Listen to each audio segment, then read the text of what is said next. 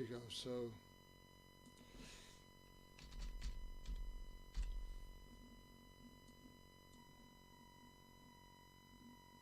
One, two, three, swing it.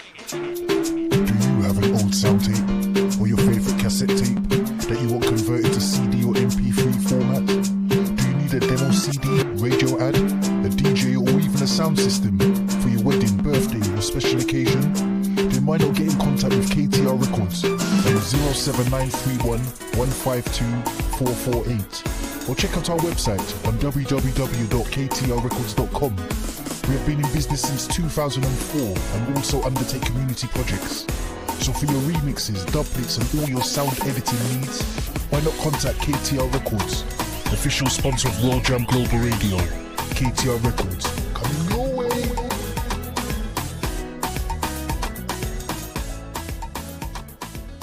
I was terrified about sharing the vulnerabilities of people with difficulties reading and spelling words. However, I could see the value in sharing, and I have taken the time to make some notes about this in my book, Dyslexic: The Silent Difference. You can get your copy now at www.a1tribe.com or amazon.com or amazon.co.uk. Thank you again, everyone, for your support. Red Promotions and Highly Blessed Promotions give you Tobago 2020. Tobago 2020, the ultimate carnival experience. Landing on Sunday, 23rd of February 2020. The all-inclusive holiday of a lifetime at an unbeatable price, starting from £1,349 for 7 nights, all-inclusive. With 10 nights optional, there will be fun-filled day and night events like the popular all-white party, pool party, barbecue boat ride, plus the carnival experience and much more. Music by some of London's finest, Courtney Melody, Commander B, D-Mac, TC Fords, DJ Matt and Euro Millions and more. So join us and let's live our best lives. For general inquiries, call 07729 190 026. For booking and more info, call SN Travel on 0207 254 0136. Quoting Tobago 2020. Sponsored by VibesFM.net, MrMighty.co.uk, SN Travel and World Jam Global. Do you like music like this? Great music all the time. Or like this? The music you love.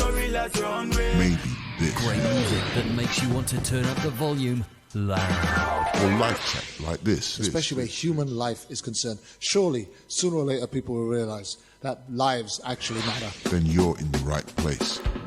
Keep it locked to World Jam Global, where music is harmony. Music 24 hours a day, 365 days a year. Yeah, you're my World Jam.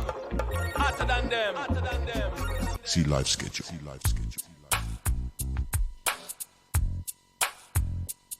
I want to say a big good evening going out to each and every single one of you, wherever you might be. It's Saturday night, it's 6 o'clock, it's time for another edition of Issues Today, live on World Jam Global Radio.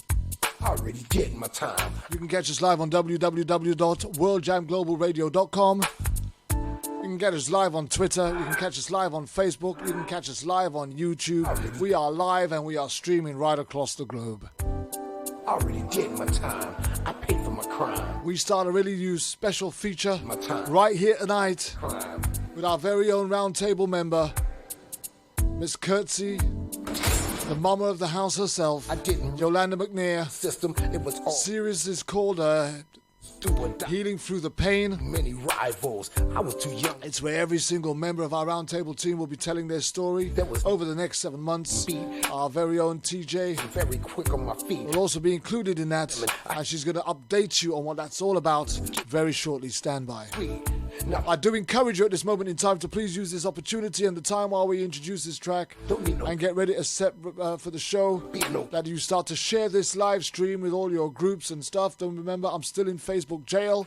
I cannot share to any groups. my time. I pay for my crime. Can't even share to my own group.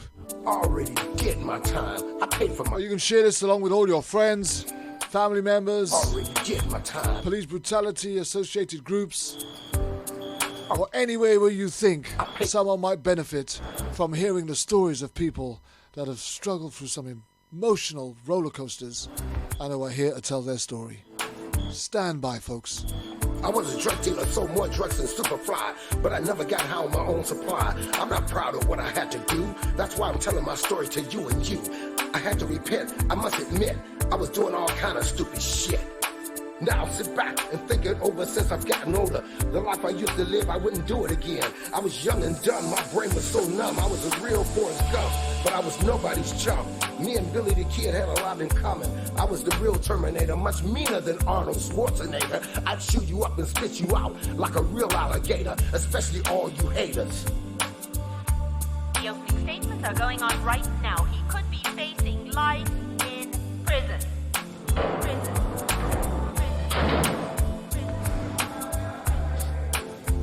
You can follow us live on Facebook Live, follow us live on YouTube, follow us live on Twitter. Good evening, Lorraine Thompson.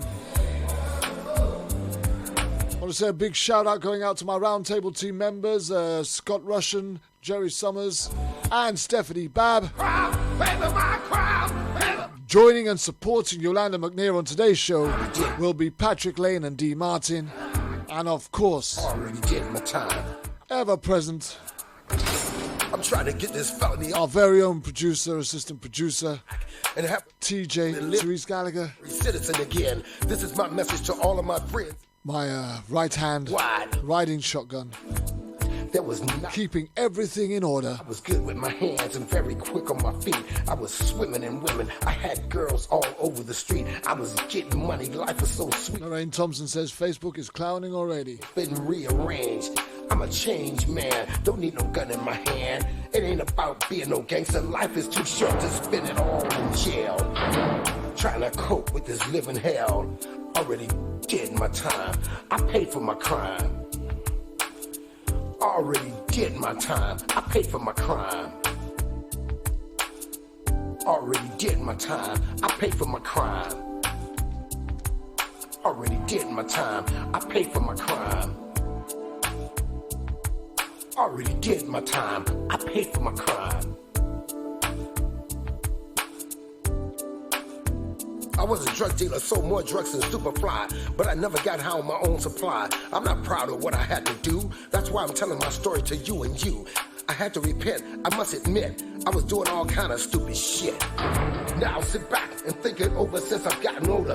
The life I used to live, I wouldn't do it again. I was young and dumb, my brain was so numb. I was a real Forrest Gump, but I was nobody's chump. Me and Billy the Kid had a lot in common. I was the real Terminator, much meaner than Arnold Schwarzenegger. I'd chew you up and spit you out like a real alligator, especially all you haters. Already did my time, paid for my crime. Already did my time. Already did my time. I paid for my crime. Already did my time. The opening statements are going on right I just tagged you on the YouTube link, Lorraine Thompson. prison. It's on my wall. Wow. While we're doing Christine Lee Rose. How we're doing Paula Arietta, In here. Colton Riggs. Trying to cope with this living here. Yes, I am. Yes, I am. Yes, I am. Yes, I am. Trying to cope with this living here. This living hell. This living hell. This living hell. Already did my time. I paid for my crime. A young girl, Our Father who art in heaven, less than 24 hours before her 25th birthday, thy kingdom come goes to a party on earth as it is in heaven. on request and invitation by a very close friend of hers. And forgive us our trespasses as we forgive those who trespass against us. And within a short space of time, Temptation, but deliver us from evil. she lays dead, Kingdom, the power, the glory. killed by the hands or the gun of an off-duty police officer Pay for my crime! Pay for my crime! Pay for my crime! who had been drinking all day. All those drive-by killings, stop them. It ain't With about some absolutely ludicrous and ridiculous claims sin. Let him cast the first. that were meant to tarnish I'm trying to get this and discredit back the name life on track. and the reputation Right to vote and live like of Adesha Miller. citizen again. This is my Tonight we tell you the story, we tell you the truth, statewide, worldwide. and we tell you about her life. Lives stop stabbing each other. Yeah. From the viewpoint of her mother, Yolanda McNair. Stand by.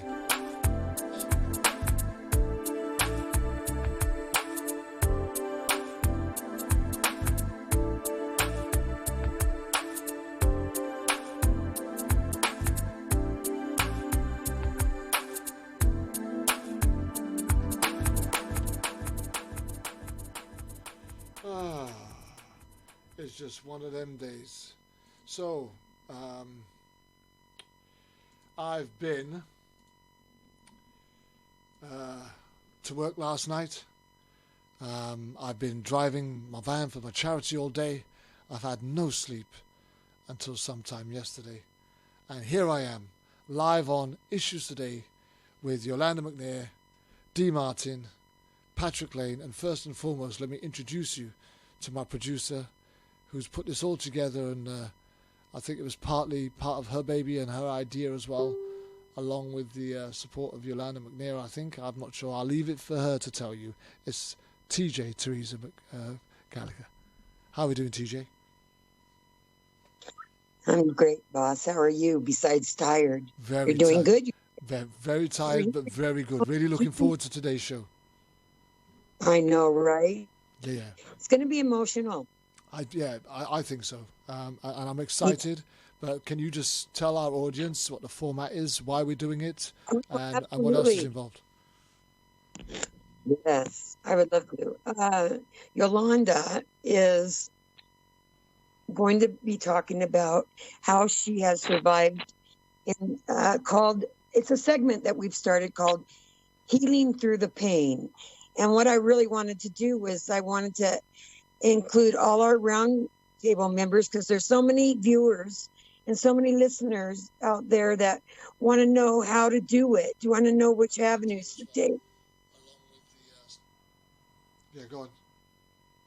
And it's just something that it's going to be a wonderful journey to learn how to do this. It's going to be with every roundtable member.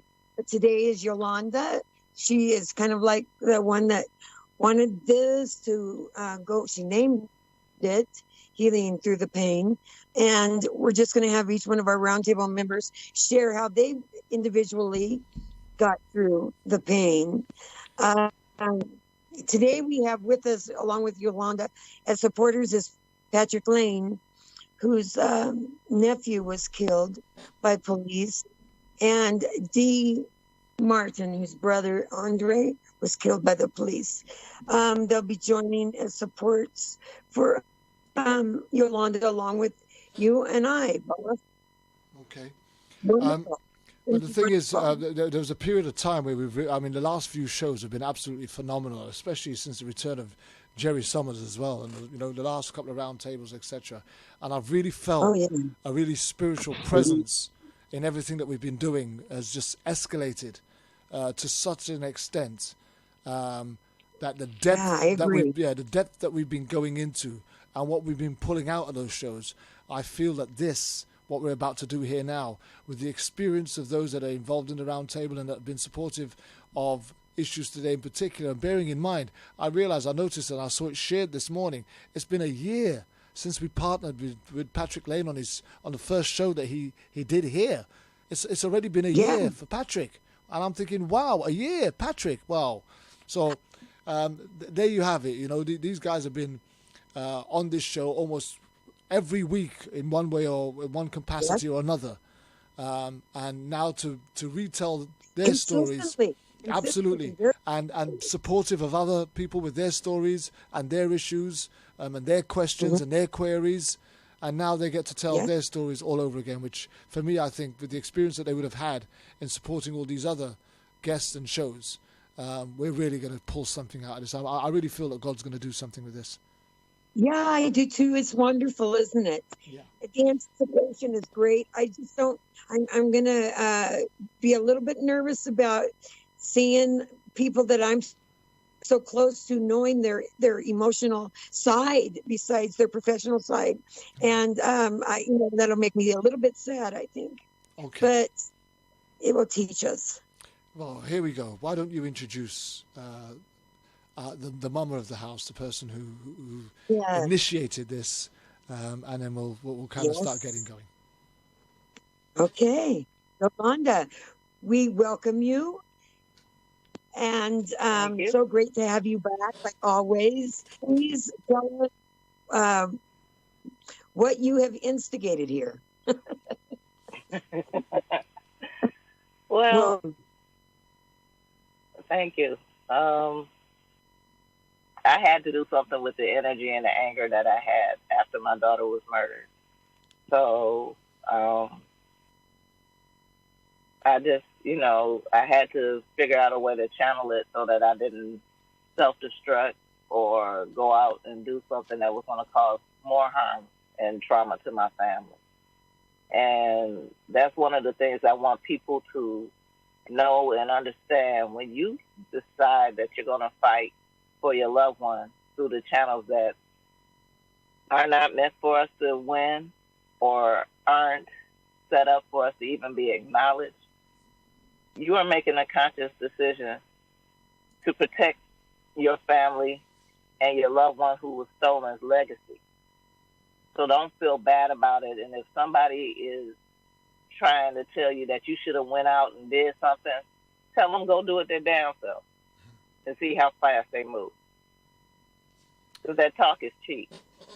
Absolutely. So, Yolanda, why don't you start off just by telling us, before we go into what we're doing, just a bit about who Yolanda was, the type of person that she was, the type of daughter that she was, so that we can get an understanding of Adacia and her life, a contribution to life as well. Okay. Well, Adacia was my firstborn. So, when people ask me about her, I tell them she's the one that made me a mommy. Always, from the time I found out I was pregnant with her, it's been a joy. I literally walked around looking up at beautiful, fluffy clouds in the blue sky, trying to figure out a name for her that meant joy. And, people were suggesting names to me and whatnot, and it literally is like a angel whispered in my ear, Adacia. And I went home and I called her father and I told him, and he was like, yeah, that's it. That just sounds like joy. And that was it. I was 6 weeks pregnant and I already had her name. She was always happy. Special. Even when she was angry, it was easy to sway her back to smiling and joking and playing. She was a good baby. Loved to play, so smart and so ready to get at life that she was trying to talk and walk at 8 months old. And they say when a baby's moving that fast, there's another one coming. 17 months after I had her, I had my son. But she loved her role as the big sister. She loved it. She watched after her brother, and literally at 2 years old saved his life. Wow. My son was born in December, and I'm at home. He's sitting in his car seat, and I'm preparing dinner. And she came running in and said, "Mommy, the baby's choking." And she's 2 years old. She might not know what she's talking about, but I went in and checked anyway. And yeah, he was literally choking. I got him to breathe again, got him checked out and everything. And the doctor said, yeah, if she hadn't have been there, because he was not making any sounds or anything, I thought he was still asleep, he would have died. And my kids, they are so close. They might as well be a twins, triplet. Because if I put their pictures together when they were born, you would have a hard time figuring out which one was who. That's how much they look alike. And she doted on her siblings.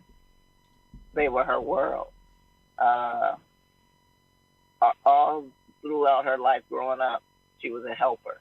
She wanted to make sure that people were happy, they felt good. She liked watching kids learn. She always wanted to be that bridge between conflict and resolution, and she was. She never met a stranger. If you walked in a room with her, everybody in that room would be her friend before she left. She always felt that no matter what was going on, you could settle it with a conversation before you had to go to your fifth. Now, that's not saying that my daughter wouldn't if she needed to, but it would be that she needed to. It wasn't her first option ever. And she just loved life. I mean, I've never seen anybody want to learn so much and want to do so much. And she never had a favorite thing because she wanted to learn everything, or at least a little bit about everything. Wow. So I would imagine that... Go on. No, carry on. I was just going to say, even shortly before her death, she would gather the kids in the neighborhood and show them different things. She had 4 nephews when she passed away, and a niece on the way that she told my baby girl that she was having. But she just wanted everybody to enjoy life, enjoy the beautiful sky and all the other good things going on.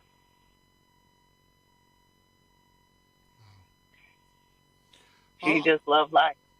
Would you, I mean, I suppose everybody would say that if you used to ask them, but would you consider her to be a special person? And if so, what made her so special in your eyes? She was a light. That's the best way I could describe her. She was a light. Everybody lit up the moment she came into the room. They were happy. Everybody greeted her with a smile and a hug. And she just, well, let me put it this way. When I gave birth to her, I gave her a nickname. So, of course, we call her Day Day. But my personal nickname for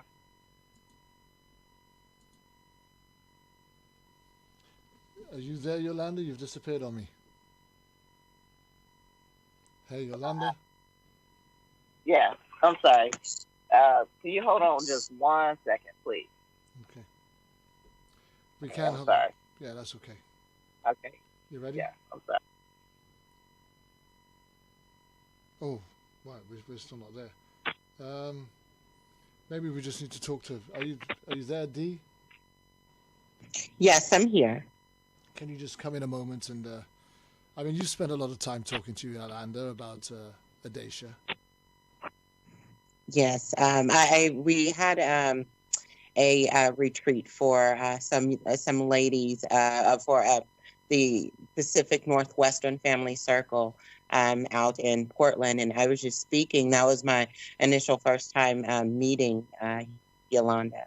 But we're all the families and the mothers that have lost, and these are a bunch of mothers that I'm surrounded with that are sharing their stories, their truths about how their lives has been affected by the loss of their child. Now, Andre was not my son, he was my brother. So to hear it from that aspect, obviously there's always hurt. But when she explained not even just what happened to her, what happened to Adacia, but just speaking as to the person that she was, her face lit up.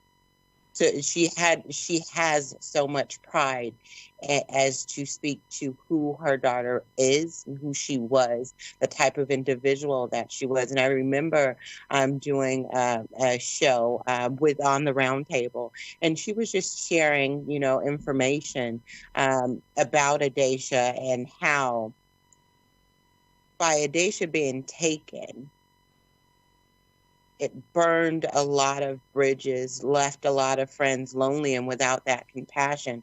What it sounds like to me, that Adesha was a compassionate person and had an ear for her friends and wanted to be there and wanted to help. And she brought encouragement, life, and success to those around her.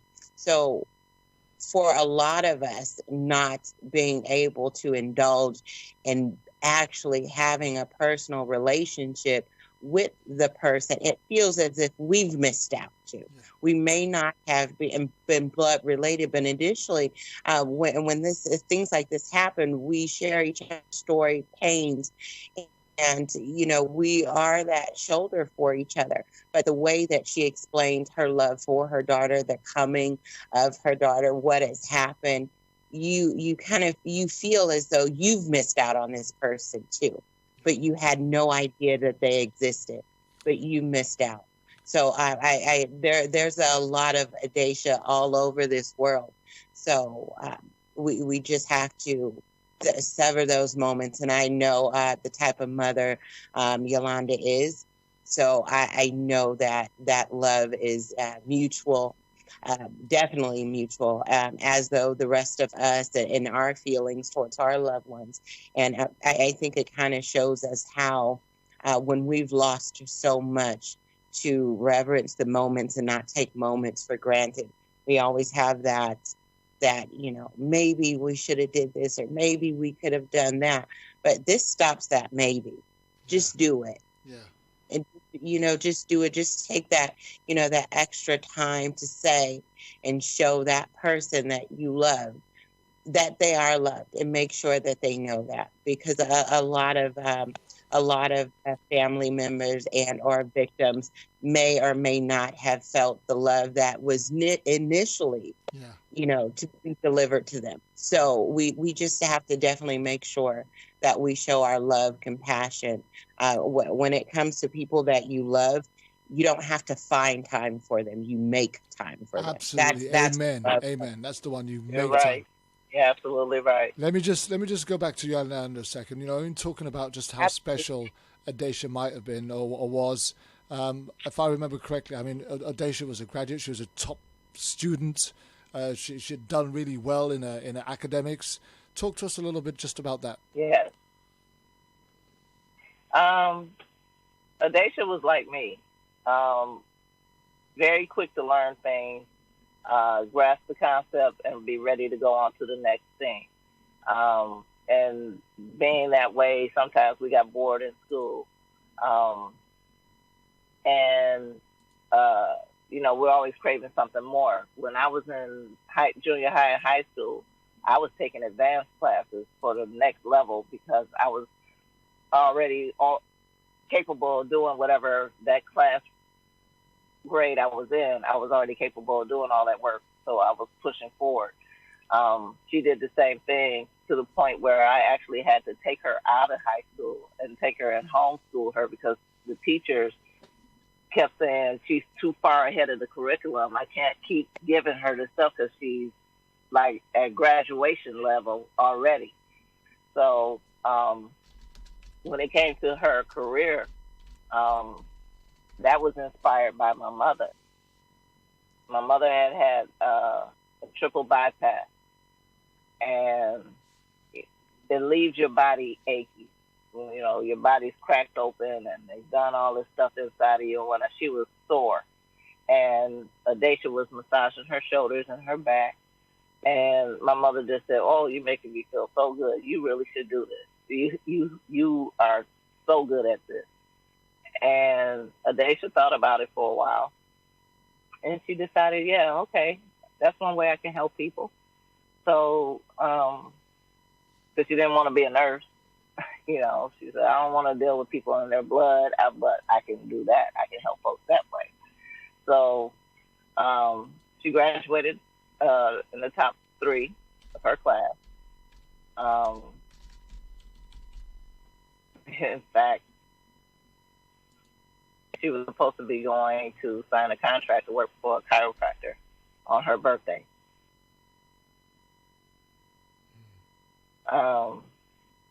she was going to be hired in at $25 an hour, which is, something people tried to get to. She was starting out there. That's how good she was. But she just loved to learn things. It was, I told her, your mind is a sponge and never let it go dry. Never be so satisfied with what you've learned that you don't want to learn anything else. And she's like, I want to be like you because you know everything. I'm like, I don't know everything, but I know a little bit about a lot of stuff. And what I don't know, I go ask somebody or I look it up myself. So she took that to heart. I made her learn a poem that goes, I'm the captain of my destiny. I'm the captain of my destiny and the master of my ship, or something like that. But I had her learn that because I wanted her to already be in the mindset that she was in control of who Adacia was. It wasn't about what I wanted her to be, her father wanted her to be. It was all about who she wanted to be because that's her life to live. And I really would love to see what and who she would be right now. I'm just going to read something, and before we go into some other questions that I've got. So on a Saturday in July 2012, Adacia Miller was attending a fish fry hosted by Detroit police officer Isaac Parrish at his home in the city. Miller, 24, was celebrating. She would have been 25 the following Monday. Parrish was off duty but wearing his gun. And while Miller was dancing with him that night, the weapon accidentally discharged, puncturing her lung and striking her in the heart. She died after she was taken to hospital. Does that sound like a version of what took place to you? It's a version. It's a version. Let me say this now for everybody that's listening, everybody that will listen to it later. Adacia did not dance, period. She was not a dancer of any sort. The version of a dance came up as the fifth story as to how my daughter got shot. And yeah, I said fifth. There were 5 stories between her death and her funeral. And the 5th story didn't come out until I had spoke with a reporter here, and he was the only one that asked, what did my daughter do for a living? And I told him that she was a licensed massage therapist specializing in physical therapy. That was probably around 9:30, 10 o'clock in the morning that I told him that. By noon, the Detroit Police Department put out that my daughter was dancing on the ground doing some exotic dance and tugged at the officer's pants, and that's how she got shot. And I really, truly hope that one day I get to see the person who came up with that one. Because I'm going to open up a can of whoop ass on them they ain't never seen. Wow. That's absurd. I cannot believe that you even just, I can't believe that. Actually, they did that to you, Yolanda. They said that about your daughter. Yes. Oh, they equated God. her profession with because she had to physically touch people in order to help them, with her being an exotic dancer. Oh, you my attacked a God. complete career and call yourself trying to tear my daughter down, which it made all of the family angry. It made all of her friends angry. We did a multitude of interviews after that. I mean, the reporters was literally coming to my house saying, okay, the newest version. They just said, I was reading an article by Jim Fisher, True Crime, and there were, I think this article was published maybe October 17th of 2017, and there was some, and like you said, multiple stories. Even this specific article here states that they can't really be consistent with what actually happened. That's why they're assuming that it is a freak accident, because the facts that they have on hand are not facts at all, but more of hearsay. But the reason why they're naming it the situation of freak accident is because it is hard to construct this scenario. All of the stories that they've been given, it's hard to construct it. So therefore, that's why they're naming it a freak accident, because they can't explain. The information that they've been given is it's so vague, it doesn't make sense. So there's a couple of, things that I was reading through that solidifies exactly what you just said, Yolanda. And this is maybe because honestly, Yolanda's family does not play. So when there are certain things said about this specific incident, there is a family member of some sort, and it will not say name, but it does establish the fact that it's his family. But that the type of person that Adacia was, very shy in that manner. So a seductive or exotic dance is something that you would not catch her doing. Especially publicly or to a person that she's never met. It simply this family member is stating that based on their acknowledgement and how Adacia has presented herself to them. I know there are certain things that you wouldn't do in front of family, but you would know a person's personality based on the way that they maneuver both personally and outside. And that specific behavior was an insult, and she went on to say, in Adacia's defense, that is far-fetched from what happened, and stated that they never even seen Adacia dance with this individual.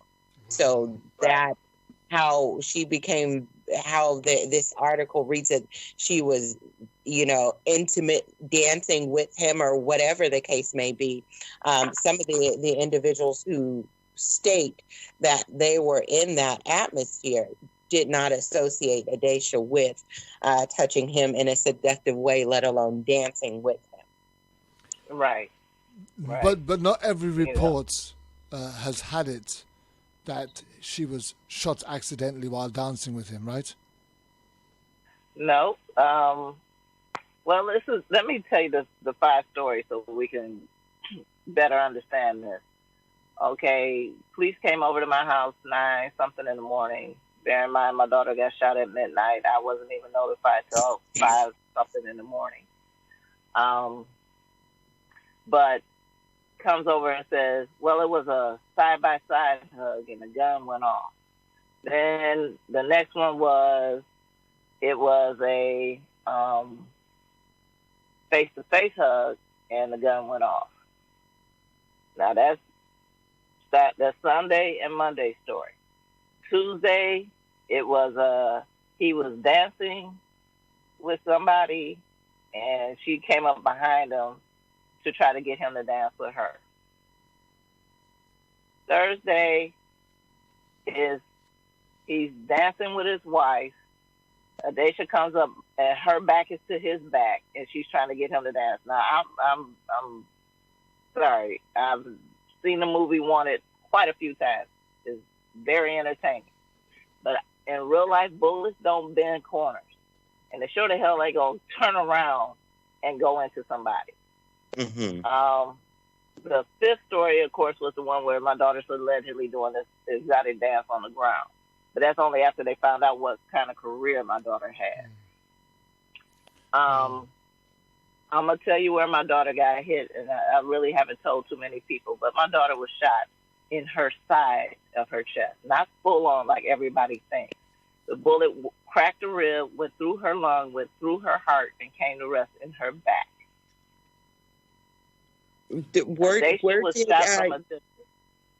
Yolanda, was the, just for imagination purposes, the entry, was it left or right? Was it under the armpit, like near the breast area? Yeah. And it was right behind her left breast, under her arm. That's where she was hit. An exit wound in the lower back?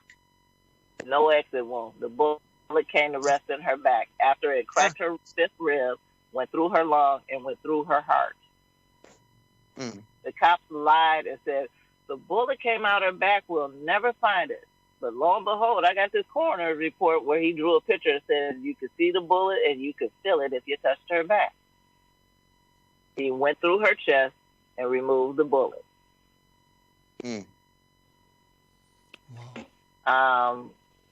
According to the 911 call that I got, Adacia was shot in the house, but when the cops got there, Adacia was out the house. And let's not forget this very, very vitally important piece of information. There was only one 911 call that came in out of 40 people at a party, and it came in 25 minutes after Adacia was shot. In a home surrounded with, I could only imagine if he's an officer, friends and family who are there that are in law enforcement, and it takes 25 minutes to place a call. Okay. I mean, there were quite a few people there, wasn't there, Yolanda? Yes, 40. 40 adults. And this but part, there were children as well. And the party had been going on most of the day, right? Right. By the time Adacia even arrived, the party had been in full swing for 6 hours. But they started early in the day. But there are some legalistics that surround this particular incident as well, when we've discussed it over a couple of times now. But talk to us about the illegality of the off-duty police officer carrying his gun while sporting or while drinking, and the ramifications of that, and what should have been. Okay. An officer off-duty in the city of Detroit, well, basically in the state of Michigan altogether, they can carry their weapon while they're off-duty, and that's pretty much every state, because they're technically always on duty. Yeah. Because they can be called into a situation, they can react to a situation. But they can only legally have one drink, and they cannot participate in any kind of sporting activity. And dancing is considered a sport, no matter whether you are professionally dancing or you're dancing at a party at your own home. If you're dancing, you are performing a sport. There was a video that came out, I don't want to say a year after Adacia was shot and killed, where, I'm sorry, I'm going to stop saying Adacia was shot and killed. Let's just say what it is. Adacia was murdered. Yeah. But the video shows an officer off-duty dancing who chooses to do a backflip in a crowded hall with people. His weapon falls and discharges and hits someone in the ankle. What he does is retrieve his weapon and try to disappear into the crowd. Why would he do that? Because he knows he did everything he wasn't supposed to do with that weapon on, loaded, and one in the chamber. This officer claimed, I was going to say, so here's the thing. So first and foremost, right, he shouldn't have had the gun on his person. Did anybody ask him why he even had it on his person under the circumstances, bearing in mind what he was doing at the time? No, because they just went with the off-duty cop can have his gun. So they never even bothered to say, okay, if you got your coworkers, family, and friends and children at your party, why do you have your service weapon on you with one in the Exactly. chamber? What's the need for what would be the need for you to be off duty, have your gun in your holster in your house with your friends and family, people that you should be comfortable with? You're in your home, in your space.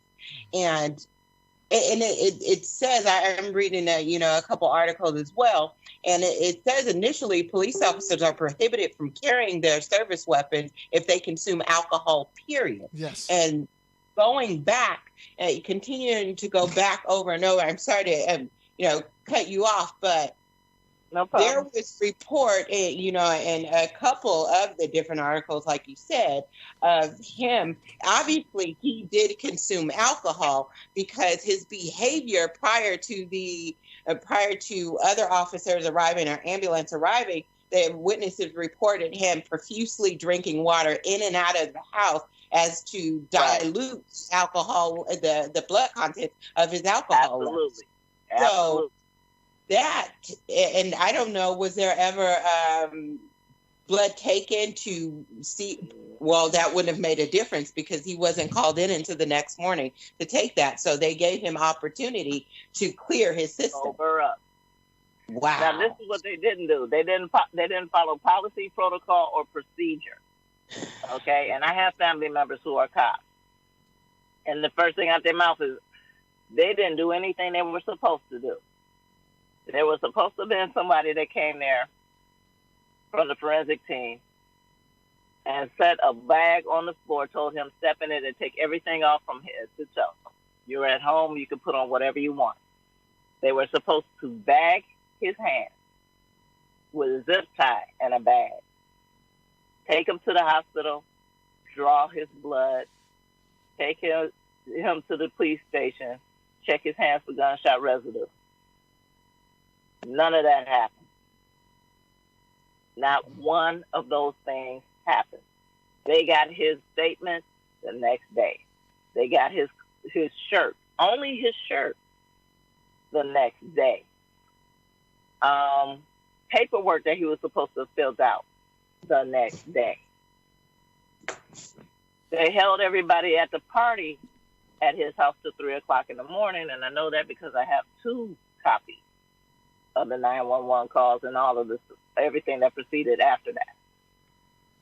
Everything that happened. Every time, and you lose count on how many times the officers at the scene asked, can we get a landline? We don't want to put this over the air. To the point that other officers said, why can't we hear? Over the radio. One of the questions that rang for me was, at the time that Adacia was murdered,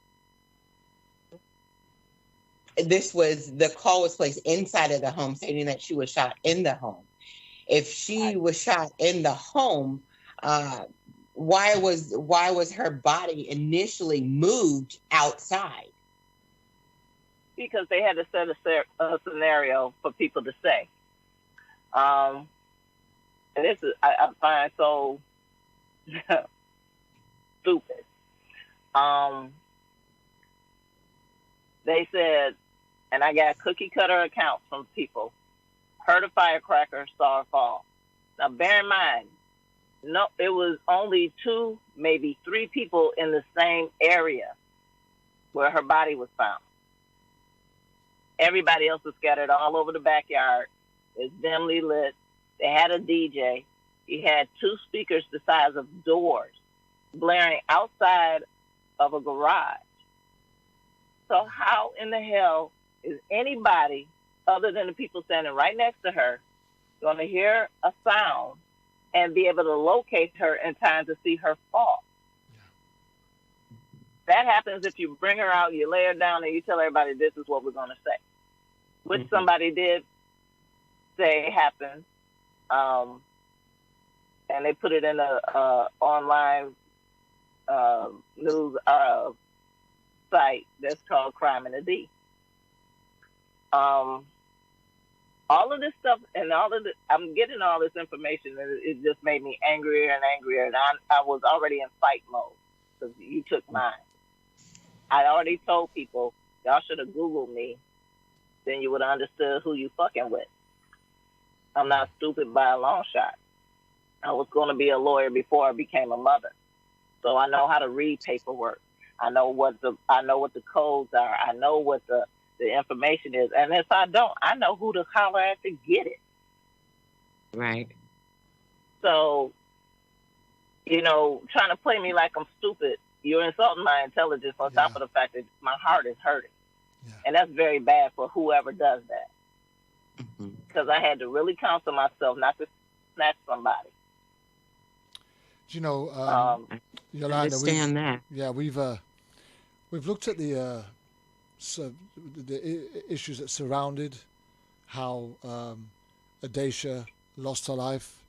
I do want to go into that as much as we possibly can.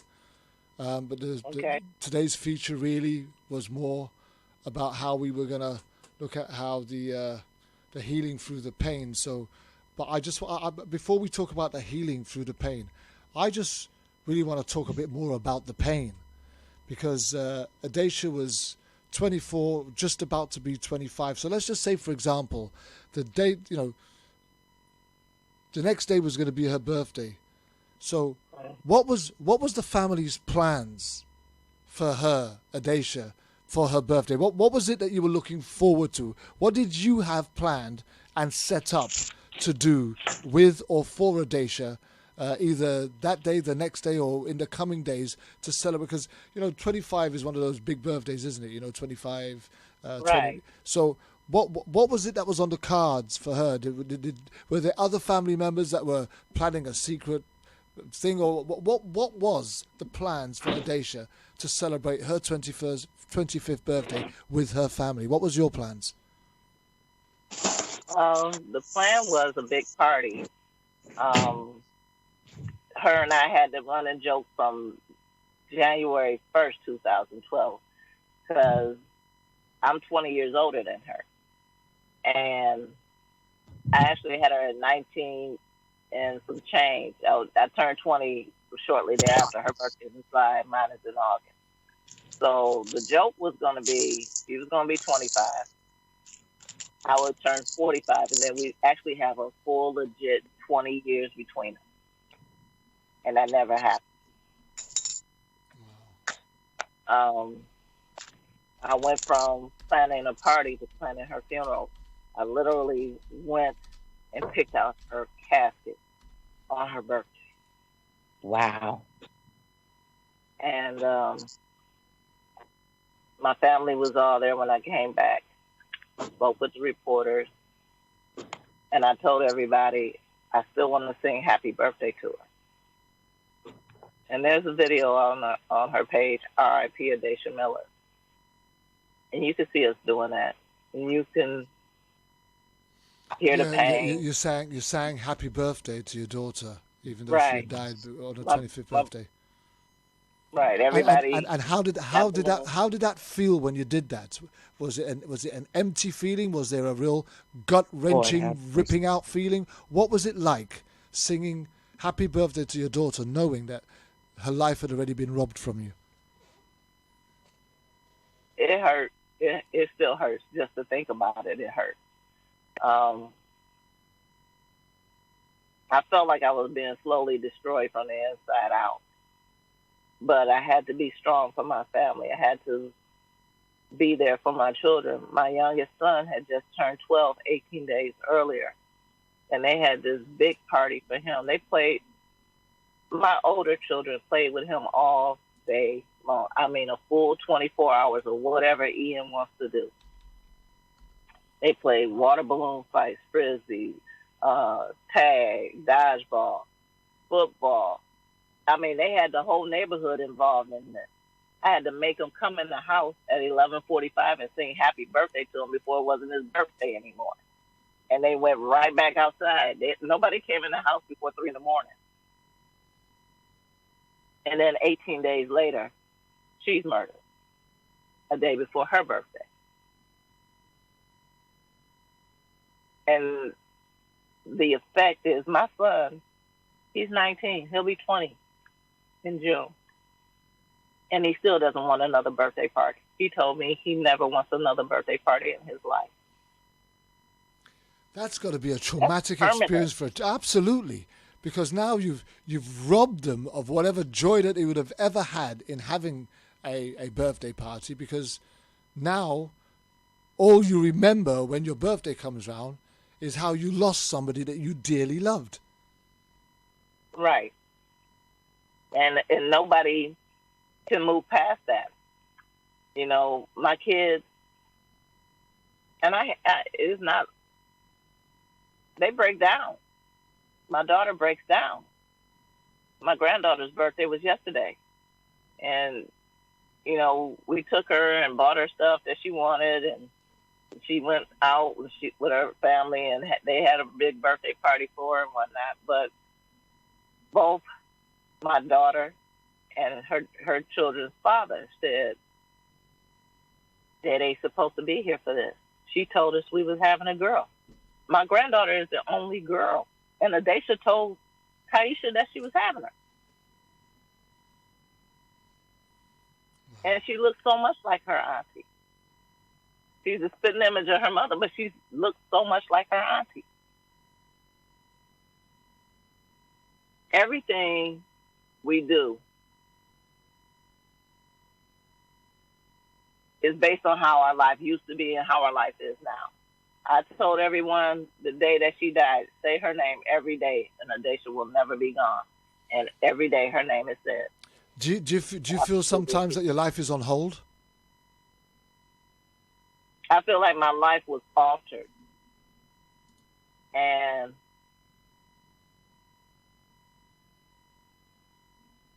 the life I was living stopped the day she was killed. And now I'm living this life where I put all my love and energy that it used to go into her and to helping everybody else who's in the same boat as I am. And I apologize, it's starting to rain here. That's okay. My life is never going to be the same. It's never going to be on track again. It's never going to be where when I laugh, it's all the way down deep, just genuine.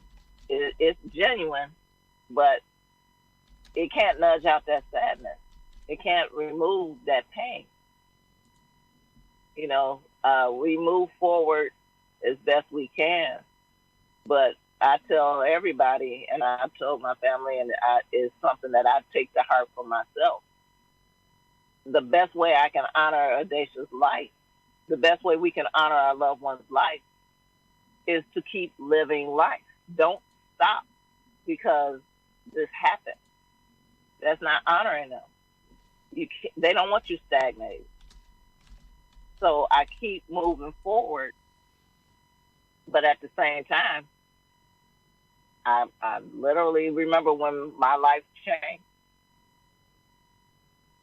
There's nothing about it I don't remember.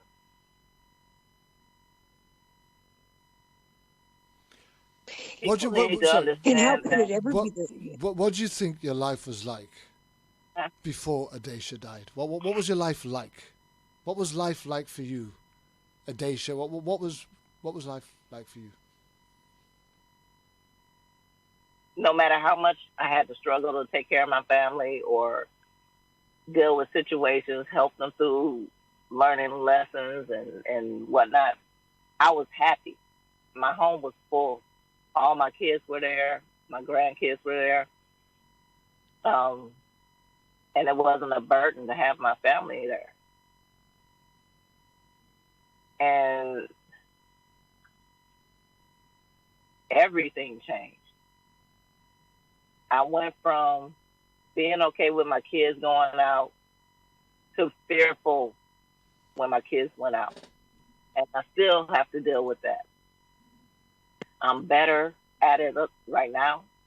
But, I mean, I was 10 seconds from a panic attack when my son or my daughter would go out with their friends. You know, call me when you get there. Text me where it is. You know, you go through all of that. And they did the same thing with me. That's the funny part. Where you at? What time you going to be back? You know, it's like, hold up, I'm the parent. But I can understand why they were feeling that way. And even now, my oldest son, the one that Adesha saved, he's 31 years old. My baby girl is 29. But I worry. I can't not worry. And it kind of takes you off your kilter of your reaction. because they're kind of overboard because of what you went through, and you don't want to go through it again, and you fear it so damn much. Because, yeah, the streets are crazy, but goddamn, the cops is crazy as hell. So you don't ever get out of that mode where you don't worry about somebody when they leave your sight. I mean, that's... So I think that is something I never did before. I mean, that's kind of personal for you, but if your family was a close-knit family, and I'm assuming that it was, right? How did that impact the whole family? I mean, you guys must get together for seasons, you know, whether it be Easter or Christmas or whatever it is. How does that affect the whole family when you guys come together? Is Audacia something that you know? I suppose one of the questions, it's almost a double-barrel question. How do you keep her alive? And B, how do you do it with sensitivity, knowing that everybody else is impacted in a different way? Yeah. My family, okay, let me tell you about my family. My family, we get together every weekend. We grew up getting together every weekend. We raised our kids doing the exact same thing, getting together every weekend. So they're tight with their cousins. Even though some live in Georgia, they're on Instagram with each other every day. They're on Facebook with each other every day. They're calling each other every day. My son, when he got off work, came over to the house. It wasn't just because my granddaughter's birthday. He had to lay eyes on his sister. Okay, he had to make sure mommy was okay before he went home. So when we get together, Audacia is part of the topic. Her photos are around the house. The stories about hanging out with her, talking with her, or doing something with her, they're smiles. I mean, even when we talk about my mother's funeral, the photos, we celebrated her life. We were smiling. You know, it hurt. I miss my mom. I miss my mom every day. But we were smiling and celebrating her life. And we do that with Audacia. We don't try to stay in that mode where we're angry and whatnot. We kind of leave that category to itself. And when people my family ask me about, okay, what you need me to do, or what's your next move, or what are you and Post going to do next, then that conversation happens. But the rest of the time, it's about the good stuff. It's about the good memories. You know, I laid Audacia to rest next to my mother because I had to put her in the care of my mom. I know she's up in heaven with her, so I put her next to my mother. Do you find yourself having to grab moments to pull yourself together? Do you find yourself drifting off into some memory, some painful memory? Well, maybe not so much just painful, but, you know, whatever it is, a painful memory, a joyful memory, do you find yourself drifting off and having to snap yourself out of it? Yeah, there are times when I drive in my car and I scream down as loud as I can, and you know, I kind of have to take that anger suit off because it feels like it's just suffocating me. But I'll see something. Okay, Audacia and I's favorite flavor is chocolate. Our favorite color is red. We like the same kind of books and movies. So when I see something, it just automatically comes out my mouth. Audacia would have liked that. And then I got to say, damn. It don't make no sense for me to get it. I can't give it to her. There are times when I'll call my younger daughter Audacia. And it's in my head. I know I'm supposed to say Taisha, but they still comes off my lips. And I mean, horror movies, Audacia loves them. So, you know, and Taisha does too. So the first thing out of our mouth when we see it looks like it's gonna be good. Dang, Daddy should be here to see this with us. You know, there are so many different ways that our lives were intertwined, aside from the fact that we were mother and daughter. We had so many different things that we enjoyed the same. It destroyed her father. Yeah. So tell me this then, Yolanda. Are there times, or are there things, are there moments where you think, or you reminisce, or you see something, or you hear something that reminds you of a Dacia that stops you dead in your tracks and knocks you out of your stride? Yeah, there are 4 things I can name. Sometimes when I'm out working, I have to drive past the street that we used to live on when she was killed. I get this, and I told TJ about it, I get this weird tingle that just runs over me. But it only lasts as long as I'm crossing that street. The moment that I'm past it, it just disappears. Her favorite song when she was killed was Future's song, Magic. When I hear that, I instantly think of her. The song that came out right after she got killed, murdered, was Miguel's Adore. And it's like a certain part in the song when he's doing this riff singing, it makes me think of her. And I want to cry. And the messed up part is I haven't cried since her funeral. And it's not by choice. I just can't do it. I've seen psychologists, psychiatrists, and had them crying because I couldn't cry, which is crazy. So they said that they weren't even supposed to get that vested in the conversation. But they've given me a term that basically says I won't be able to grieve for my daughter until I get justice as I see it. Do you feel that? Do you feel that makes you kind of not normal, or does it worry you that you can't cry, that you can't show that sort of emotion? Yeah, it does. It does. Because I can feel it coming, and then it'll just shut off. Like right now, I feel it. When I put that post on my page that my eyes hurt, they literally were hurting so bad. I had to put a cool compress on my eyes to keep my eyes closed most of the day, just because the tears wouldn't come out.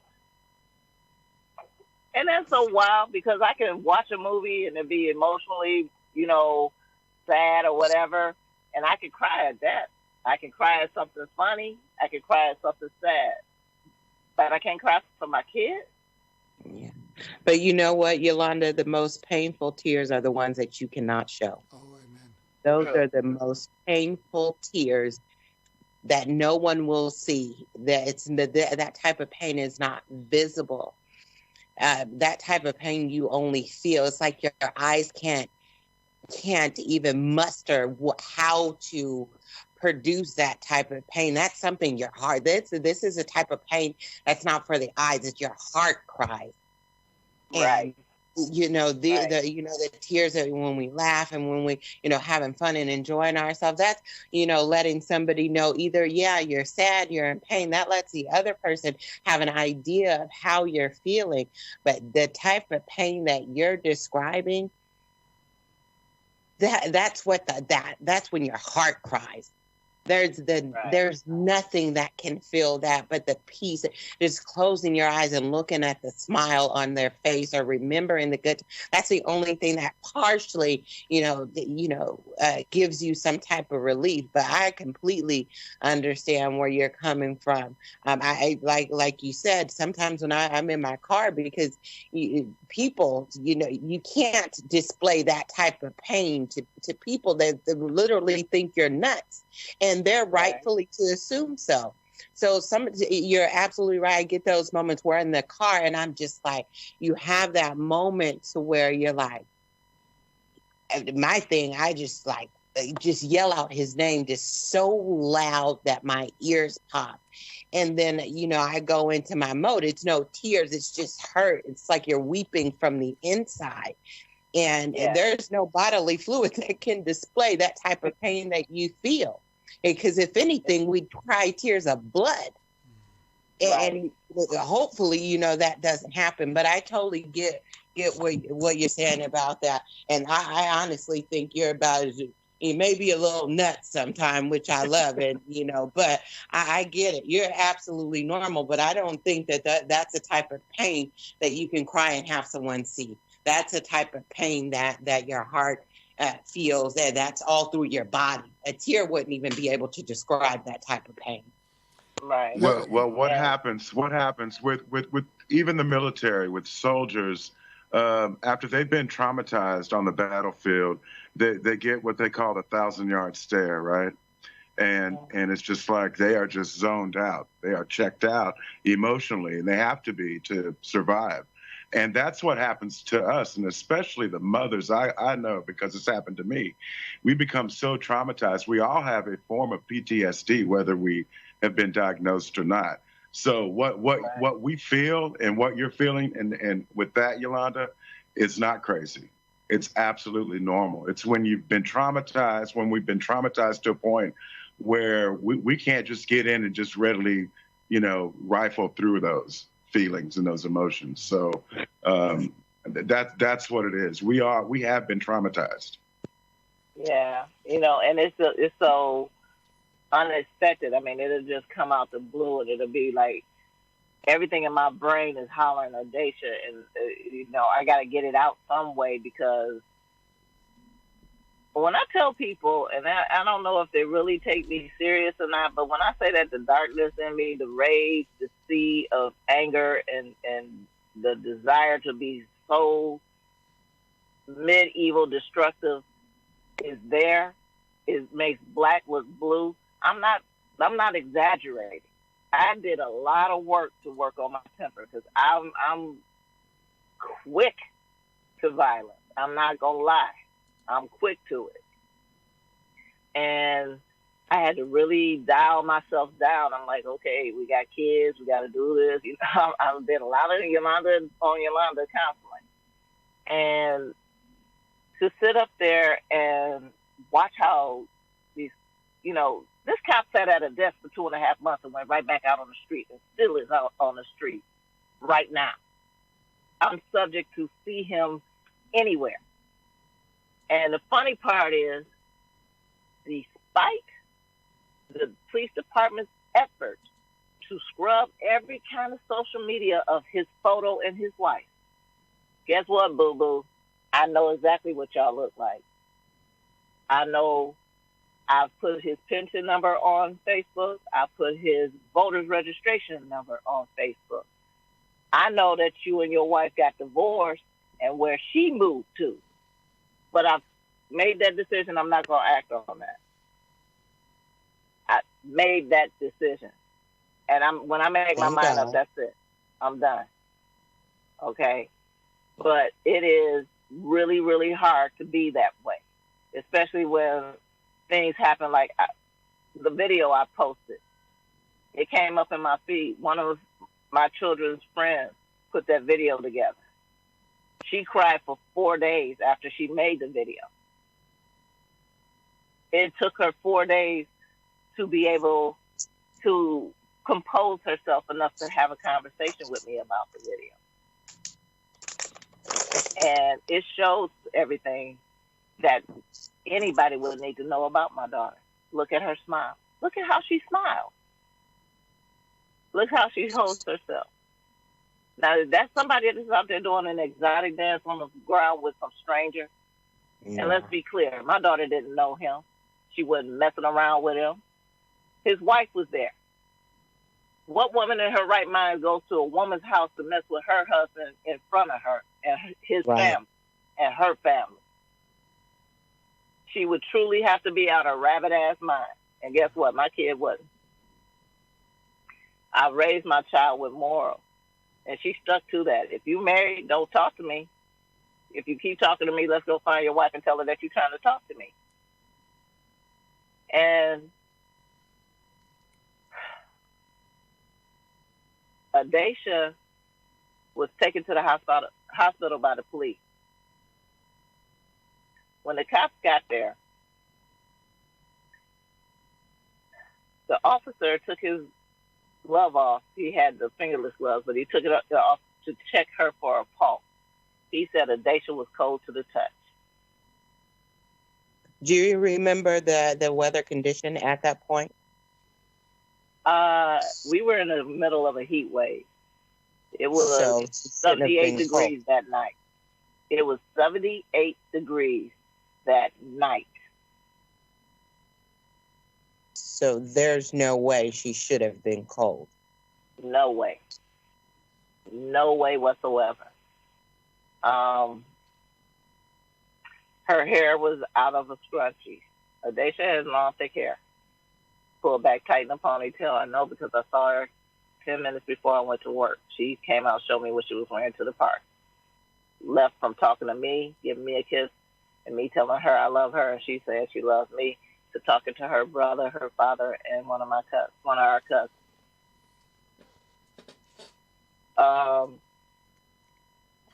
She had on Roman lace sandals. One of those was off. Adacia had 2 cell phones with her. They went missing at the party. When the cops got there, her pockets were dog-eared. She had 2 diamond stud piercing rings in her lip.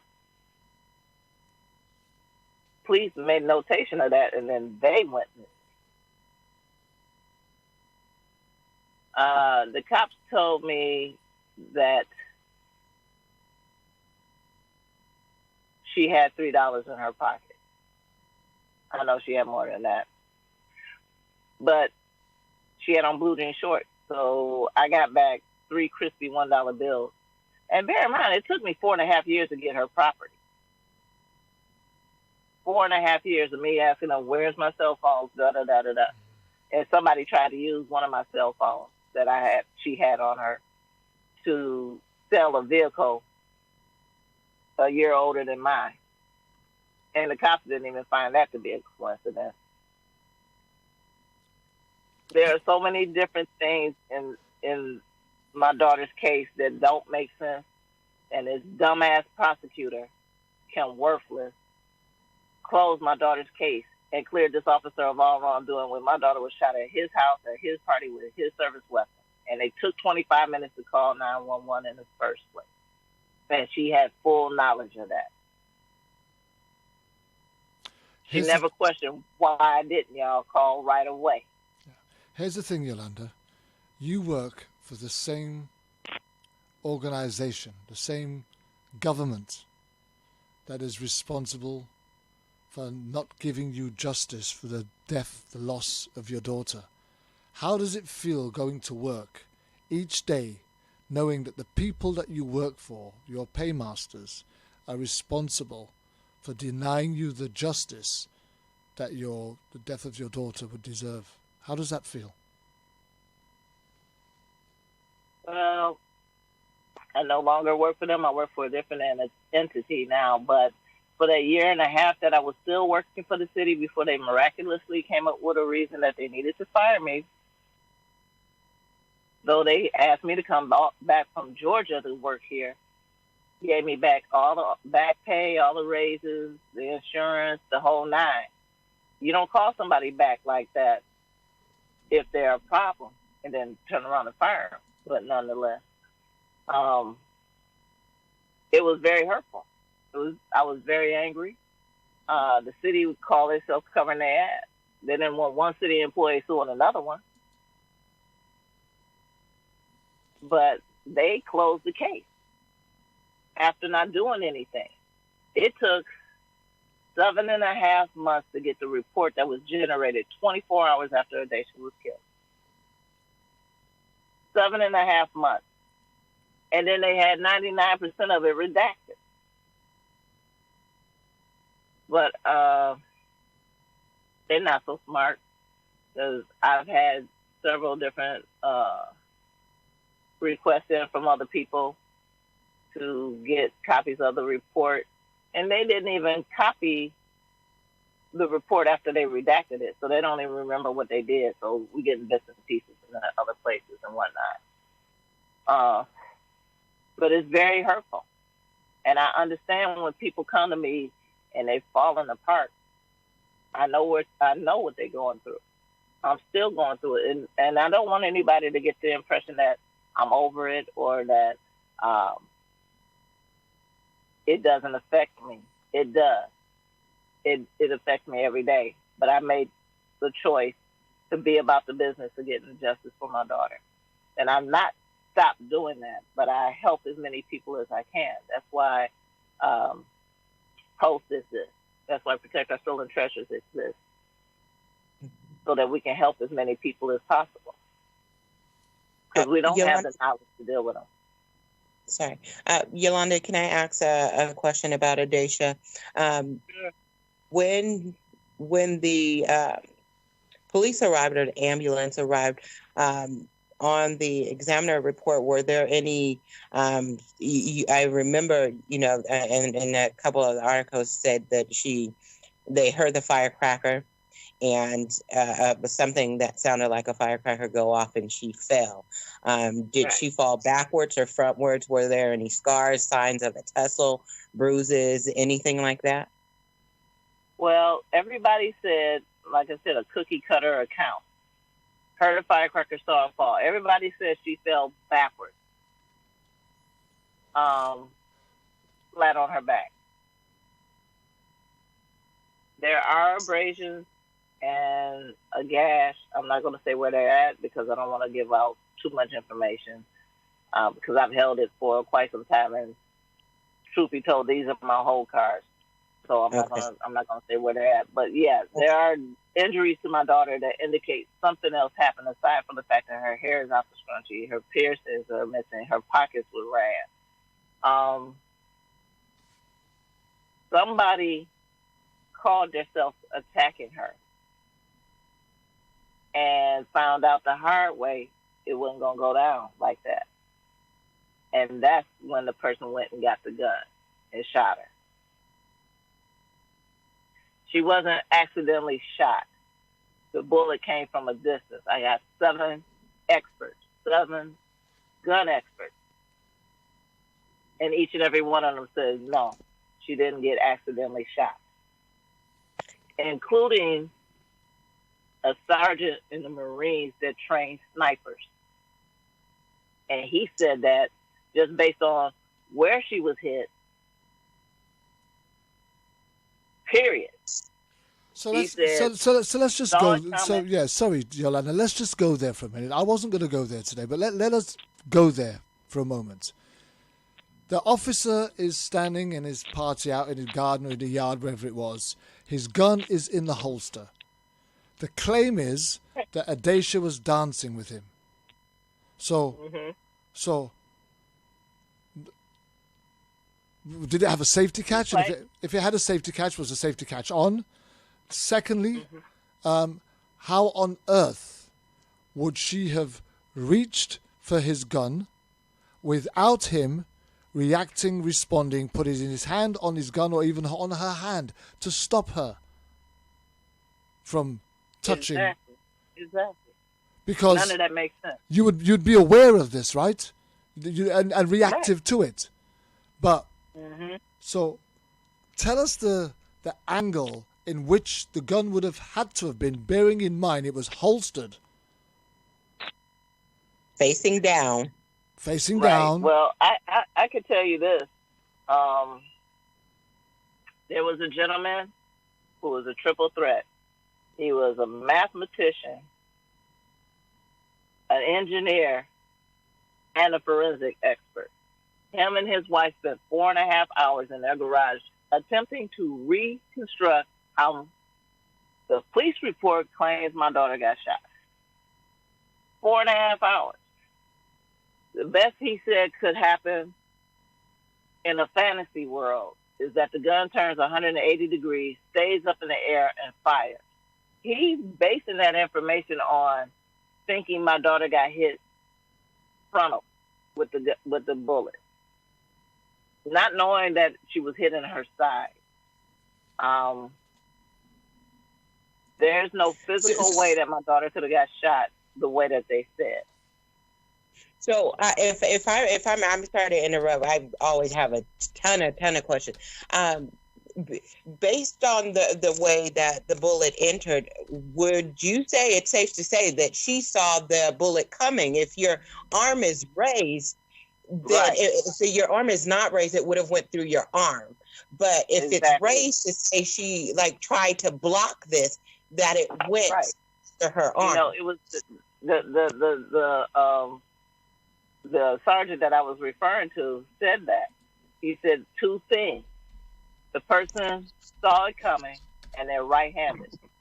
Now, we asked him why would he say that. He said because their hands were up. That's the only way that the bullet would have not went through the arm. It went directly into the body. And they stepped to the right to evade it. And he said it wouldn't have made a difference if it was a wall there. When fight or flight kicks in, you were going to turn to your strong side first. Mm-hmm. And Adesha was right-handed. Her arms had to have been up because the bullet, there's nothing on her arm, is directly into her body. As for the gun being holstered, I doubt that. They've never been able to produce a holster. The bullet went through the officer's shirt, allegedly.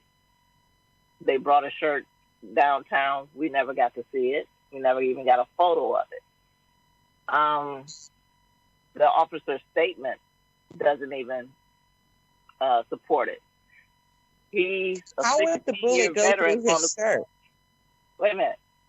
It supposedly was in the waist holster, so it shot through the shirt that was over his side. But here's the thing. This is his statement. I didn't know it was my gun that went off when I heard the sound. I didn't know it was my gun that went off when I felt the burning sensation on my leg. I didn't know it was my gun that went off when I saw her fall. I knew it was my gun that went off when somebody pointed out the hole in my shirt to me. Now, before y'all jump on that, let me say this. He's supposed to be a 16-year veteran at this point in time. He and I have the exact same amount of time on the job. I wear the same uniform as him, all the way to the badge. Except for mine says Water Department Security. His says City of Detroit Police. Now, does that sound like somebody who wasn't mentally altered in some way, shape, form, or fashion? Whether it was alcohol or drugs or a combination of both. But surely he would have been aware of the protocol, right? Not permitting him to be under the influence of alcohol while carrying a firearm, wouldn't he? Right. So here's the thing. The one thing that protects police in all of these circumstances is qualified immunity, which refers to them not knowing which one of the human rights that they have breached. A reasonable person would reasonably know. Would he not reasonably know that he shouldn't have had his gun on his person while he was drinking alcohol and dancing? Would that not be something that somebody could dismiss as something that he would reasonably know or not reasonably know? Yeah, absolutely. Absolutely. He would have known that. They're schooled on that. There's different rules for them when they're off duty. I Googled them. You can Google them by city. Protocol for off-duty officers. So if you can Google it, he must have been trained it. Mhm. He knew. I knew. I know. You know, common down sense says you should know. Yolanda, how many phone calls were made to report it? One. What was the? You said you had. Were you able to hear the video, or you just have the transcripts? I have a CD of it. I can hear the voice and everything. What was the attitude of the person who called in? Was it male or female? It was his wife. What was her tone?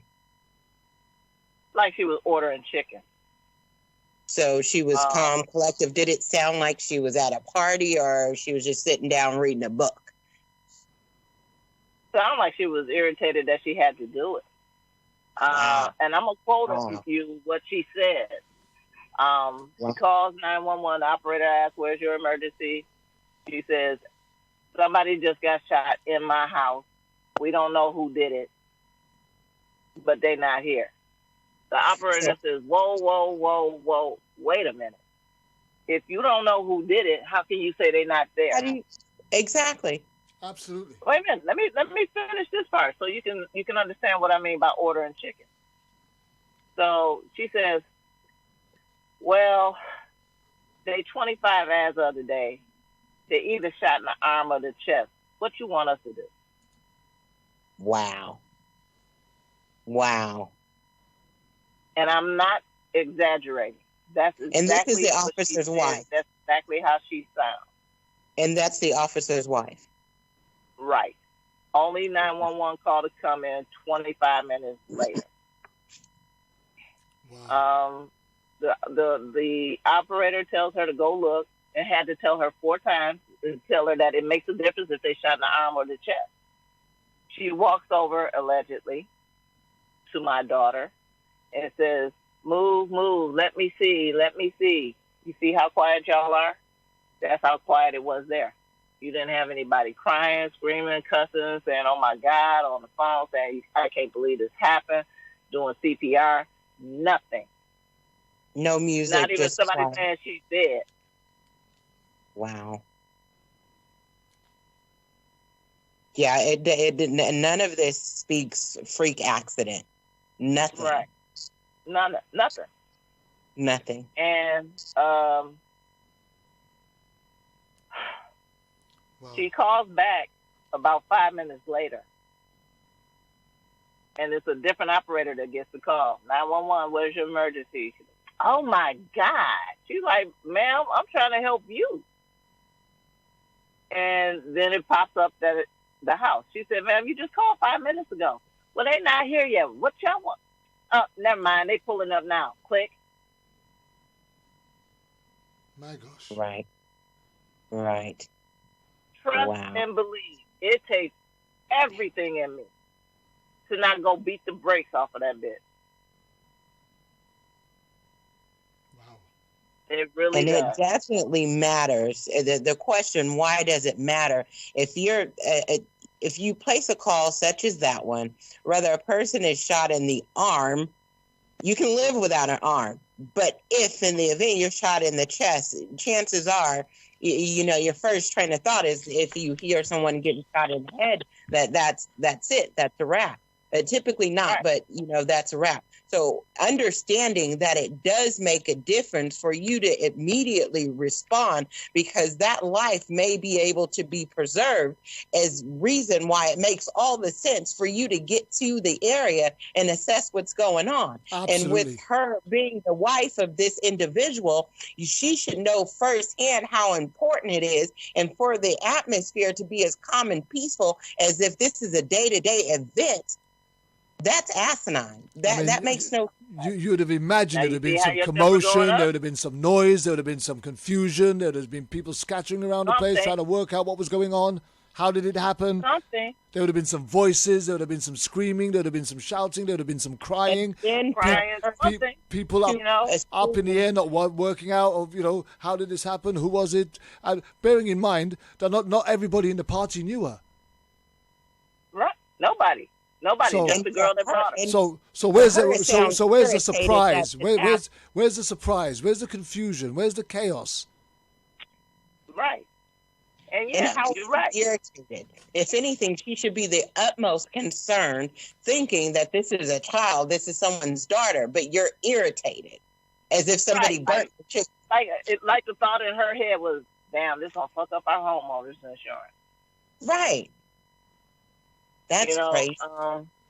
Never have had a word of condolences or apologies from them. only that he's very remorseful, and he was reluctant to say that Adacia Miller pulled the trigger. So if he's reluctant to say that this freak accident she calls on herself was the freak accident, but you're reluctant and you take a moment back to say that she initially pulled the trigger on herself, that alone says something. Yeah, but let's get these facts out right quick. They made a point of publishing. Wait a minute, Kervin. They made a point of publishing that Adacia had some alcohol in her system.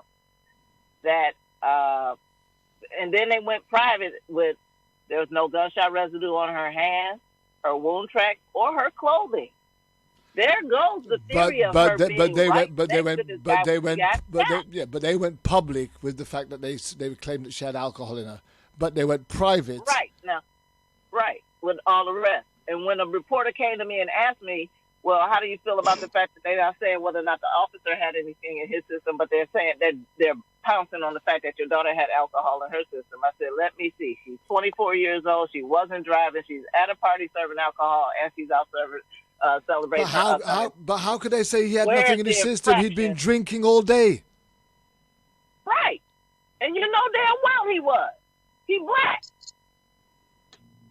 So here's the thing. And you're at a fish fry. Yeah. So here's the thing. Yeah, 1 second. Here's the thing. So in the midst of all of this, there's anger, there's hurt, there's loss. There's a whole heap of grieving going on here for you and your family. And I suppose based on the fact that this was your baby girl, your firstborn, 25 coming up, parties being arranged and family getting together for surprises and all the rest of it, right? One could have understood if you had thrown in the towel and gone and sat down in your armchair, staring at the blank wall television, possibly sedated and put into a mental institute somewhere because you just couldn't get over the loss, the tragic loss of your wonderful daughter. But that wasn't you, Yolanda. You didn't lay down and play dead. What did you do? Well, one, I'm not cut from that cloth, and nobody in my family would even allow me to get to that point. I immediately started my own investigation, started asking questions and getting information, because they were just lying to me, and I told them as politely as I could, don't bring your ass over here and telling me another lie. And the cop said, well, I'm just trying to give you the facts. I said, well, when you get some, bring them to me. That was the last time I talked to the cop. The cop that was doing the investigation for my daughter blocked my phone number, her father's phone number, her sibling's phone number, my job phone number. He blocked them. I called the desk sergeant, told the desk sergeant, this officer is supposed to be investigating my daughter's death, and I'm not able to get in touch with him. He said, are you calling this number? I said, yes, I am. I called it on three-way. It was blocked. He said, okay, well, he's sitting right over here. Let me go over here and get him. As soon as he said, Adacia Miller's mother's on the phone, he got up and left. Wow. He was told directly by a commander to give me my daughter's property. He didn't do it. He didn't do it to the point where he got a disciplinary action pulled up against him because he wasn't following orders. When I asked the head of homicide to show me a photo of my daughter's clothing, he said, well, it's blood on it. I don't want you to be upset. Wow. Like seeing my daughter laying on that gurney in the hospital wouldn't have upset me. Doing her hair for her funeral and picking out her casket and her clothing would not have upset me. Going through her funeral and looking at that dark hole, knowing my baby was going in there and never going to come out again, I won't be able to hear her voice, give her a hug, and tell her how much I love her. That wouldn't have upset me. Seeing a picture of some wet clothes with blood on them would upset me. Wow. Do you know, let's just... I know we're kind of running out of time. We're almost out of sequence of what we really wanted to do here. TJ had put a lot of work in getting some stuff together, ready. I'm not saying that we've gone off track, because I wouldn't say that we've gone off track. I think we've covered a lot of ground here today.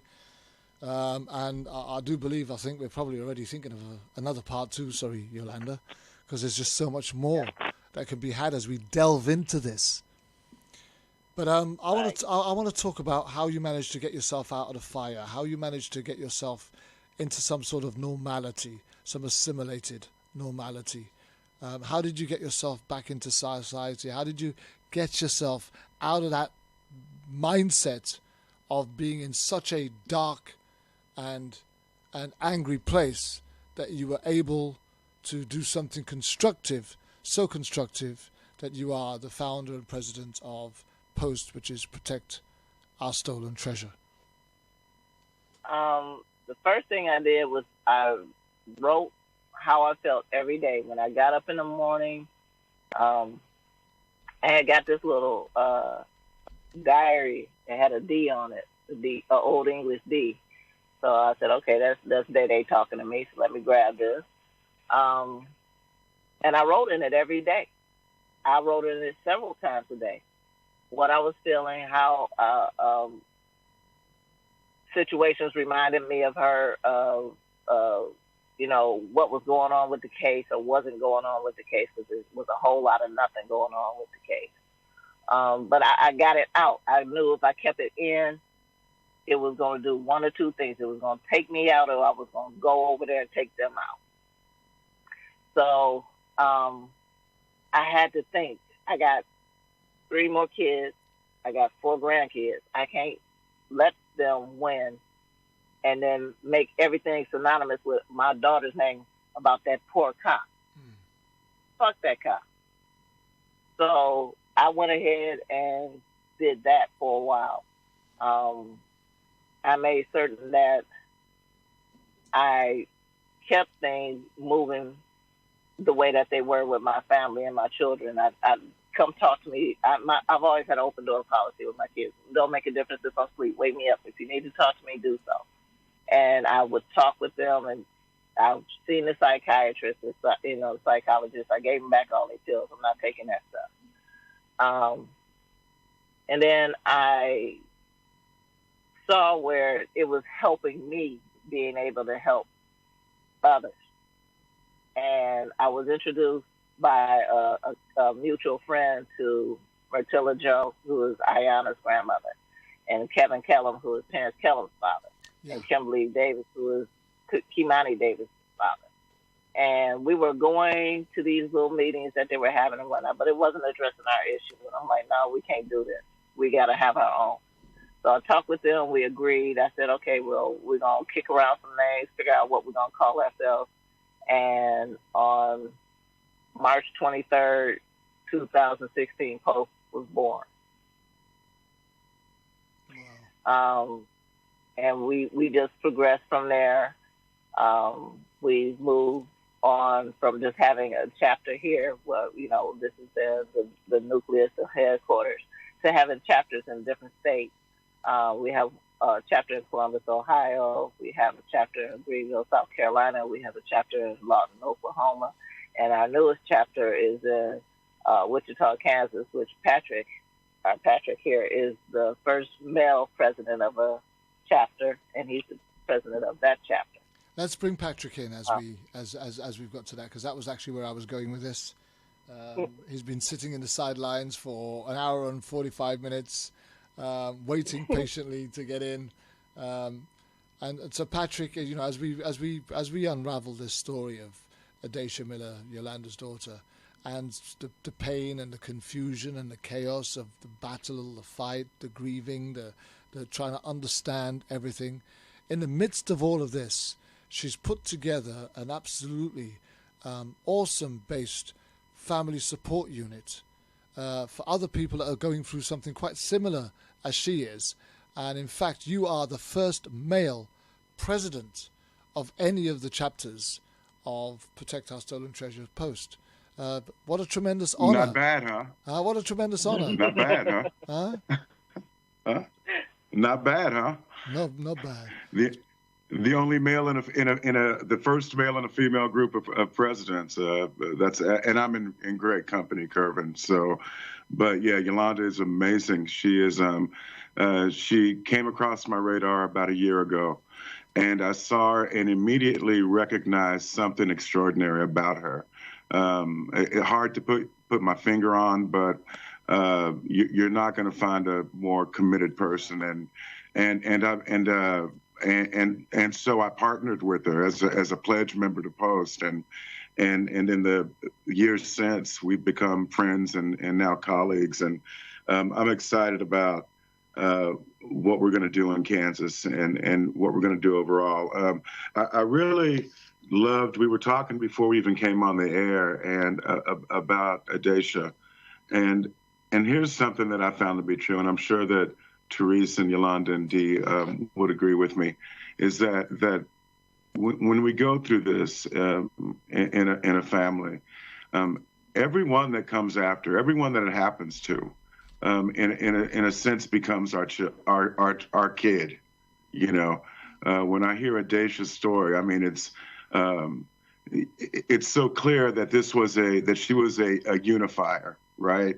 What 25-year-old is out gathering the kids in the neighborhood and playing with them? I mean, I wasn't doing that at 25. So this shows you the extraordinary quality of Adacia's life, and that had to come from somewhere. But we were talking about healing, and what I wanted to say about that is that I'm really thankful for this show. I'm really thankful for you today, Yolanda, because what we see in this show is what's true for all of us. And I've talked to Dee and Therese and others. We don't heal, and healing. You have days that are better than others, right? And there's, but as we start to fight for social justice, in a sense, we're not only fighting for our loved ones' lives, we're fighting for our own lives. And that's why I believe Yolanda does what she does. She's fighting for other lives, but I believe that we're all fighting for our own lives, because we have to, in some way, make some sense of this nonsense, like what happened to Adacia. Adacia, we should never, ever say that Adacia was killed. Adacia was murdered. Amen. Okay. And despite all, and what people don't realize, and I'll be very quick, what they don't realize is that it's the DAs that make the call on whether to charge these officers or not. And in light of all this evidence and all of the breaking of protocol and policy and everything that they did wrong, DAs would just sign off and clear an officer. It's so egregious to all of us. But I want to say this, about healing. I think it's a place that we're all trying to get to, and it's a place where our faith exceeds and then begins to dwarf our fears, right? It's that belief that in what will be, becomes greater. That belief becomes greater than what the reality that we presently are living, right? So, and I think that as we go on and as we fight, I think we get better. But I don't think that we ever heal. But I think that we can get better. I liken it to walking in a room filled with our loved ones' possessions. And in the beginning, it's really hard to walk into those rooms. But I pray that we get to a point where we're all able to walk into these rooms one day.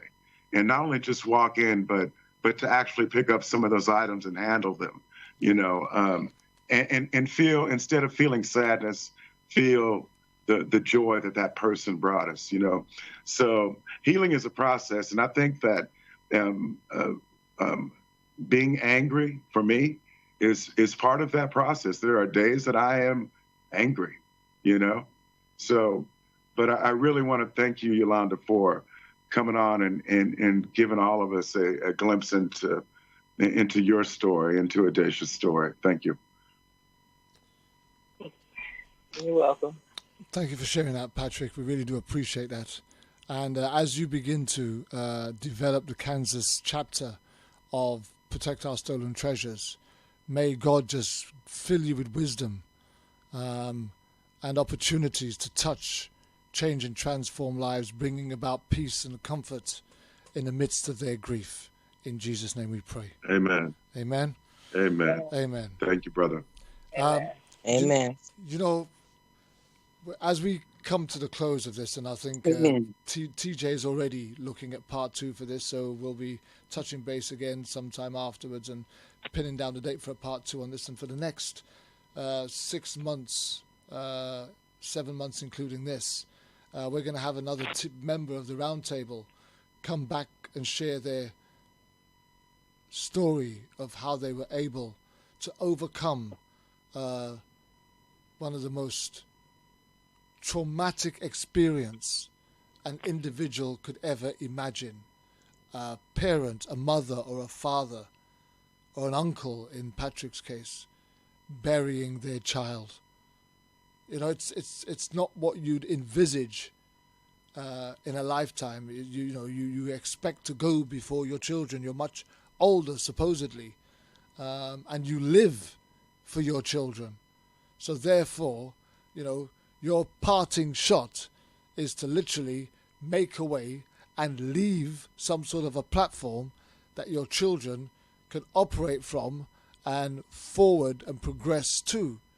So having to bury them at any given point, if it was cancer or leukemia or sickle cell or anything else like that, it would still be bad enough having to lose your child and the traumatic grief that you would go through. But when you're talking about you're losing your child at the hand of the very system that has been set up to protect them, I mean, that's a whole different ball game, right? Absolutely. I mean, how are you supposed to even come back from that, Yolanda? Well, see, that's the whiplash thing of it. You can't. You can't come back from how we were raised. They are supposed to protect us. If you're in trouble, you go find one. If you're lost, you go find one. They're supposed to be the helper, not the executioner. And then a bad liar on top of that. Because I've yet to hear a good lie about how somebody got shot by a cop. They're not even smart enough to get in a room together and say, okay, what we're going to say, and stick to that one story. They are like the ultimate stuck on stupid and standing on dumb.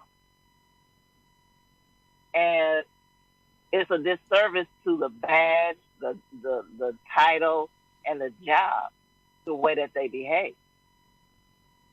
And they need to be locked up, for real. I don't care if you make a special prison for them, just lock them up and leave the key somewhere else. They don't need to come back out into society. They are not fit to be in society. Well, we're not going to rest here at Issues and today. We are to pray, and we have to worry about it. And there's no safe way to interact with a cop. Not anymore. Because your cell phone is grounds to shoot you. Sneezing is grounds to shoot you. Shifting in your car is grounds to shoot you. Following the instructions that they gave you is grounds to shoot you. So indeed, who's safe? Male or female, it doesn't make a difference. They're shooting kids, they're shooting babies. It's it's like they get up in the morning and when they open up the door, it says open season. Yeah. I think we are just on site. We are guilty before proven innocent, and then you find out that person was innocent after they've been murdered. That's no justice. There's no consequence. That's the whole problem. There's no consequences. There are consequences for everything you do, good and bad. There are absolute consequences for it that you cannot avoid. But they seem to have that get out of jail free, don't fuck with me, I'm going to just keep on doing me card. Yeah. Maybe we should become cops. How do we as how when this happens, and we only got a few minutes, but when this happens, immediately administrative paid leave. How do we put into place these officers? They can simply go to work with the mindset, I'm in a terrible mood. This is going to happen. I don't give a damn.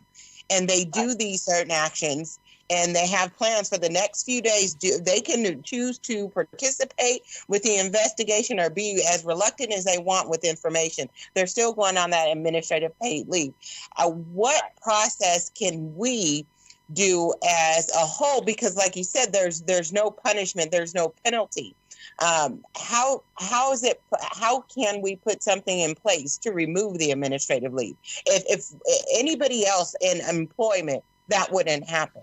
So how are these funds being made available for administrative leave, but they're not being made available for additional training to further them being able to respond to a situation with a certain amount of care, training, and technique to apprehend someone with a life and actually make it to a day in court? How do we stop this paid administrative leave? We have to get involved in the whole process of how the laws are made, how the laws are put into effect, and what effect they actually have, which means we can't sit on the sidelines and say, oh, okay, we want to change, get out there and do our little sis boom bah protest. You have to physically get on these councils. You have to get in the ears of the people who are making things happen. You have to let the elected officials know, if you fail to do your job, you won't have to worry about re-election. You're going to be gone before you finish your term. We have to make these people uncomfortable as we are, trying to survive and live the rest of our lives. And I want people to know and understand, it's not that we move on from what happens. You have to survive the death of a loved one. You know, every day. Part 2 is going to have to be, how does the healing start? Because healing through the pain is what the series is about. And we've only scratched the surface. There is just so much more to dig out of this. Mm-hmm. You know, so I think in part 2, we really do have to kind of get into how does the healing start. Next week, we have the return of Veda Juanesta Washington. That's the aunt of Alton Sterling. We had her on 2 weeks ago, and she got cut off about an hour into the show. We couldn't get her back for the whole second hour. She was in the middle of a hurricane. The weather took its toll and took advantage of her link. We managed to complete the show or the last hour without her, but there was just so much more to get out of that. We've got Vida Washington back next week for part 2 of the Alton Sterling story. And I think we've got Dee Martin is the next roundtable member that will be telling her story on healing through the pain. And I would have imagined we're going to find a slot to fit Yolanda back in for a part 2 of this, because I think we are still only scratching the surface. Agreed. Of this is Yeah. So here's this thing. It's been a long weekend for me. I'm absolutely shattered, and I'm quite sure the audience can probably see it. I'm having messages telling me that I look tired. I feel tired. No sleep almost for over 24 hours. So bear with me. And this has been an exhilarating show, and I do feel I feel honoured to share this platform with you all. Patrick, Lane, TJ's got a headache. She's had to dismiss herself from the show for now. Dee Martin, who we've got doing the very next Healing Through the Pain. And Yolanda.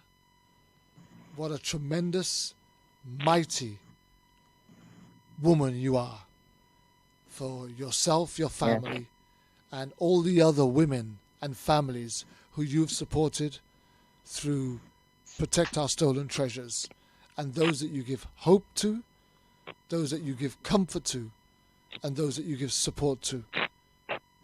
Yes.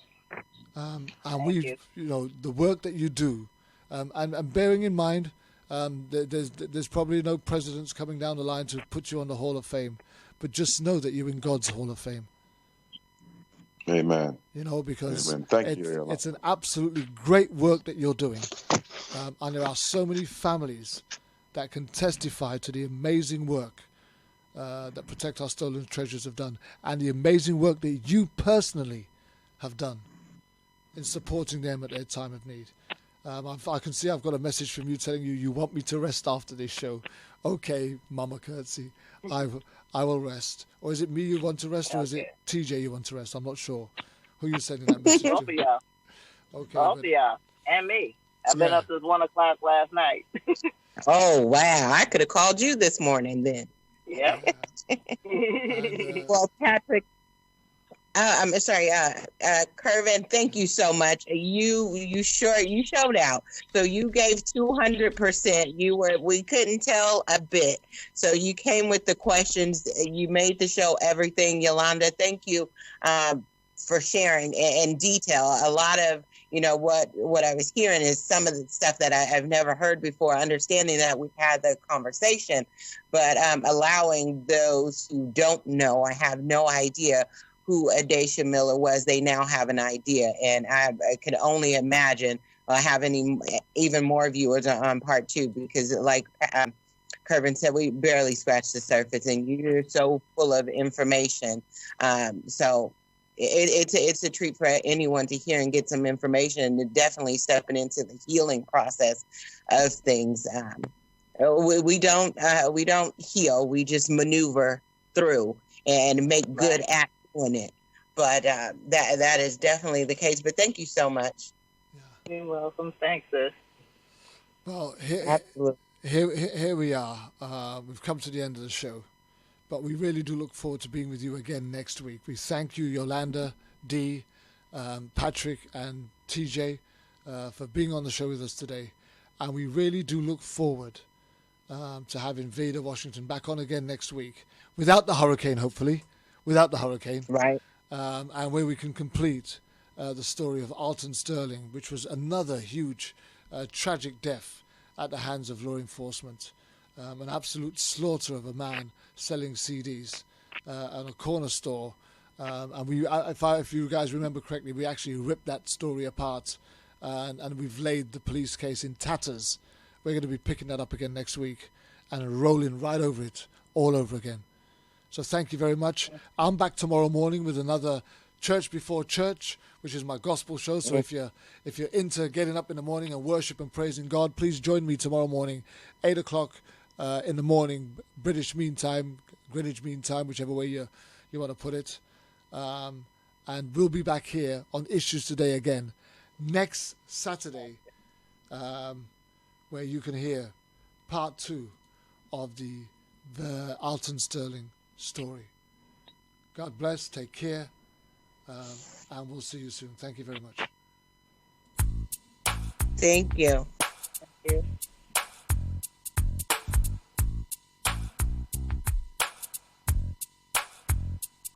I already did my time. I paid for my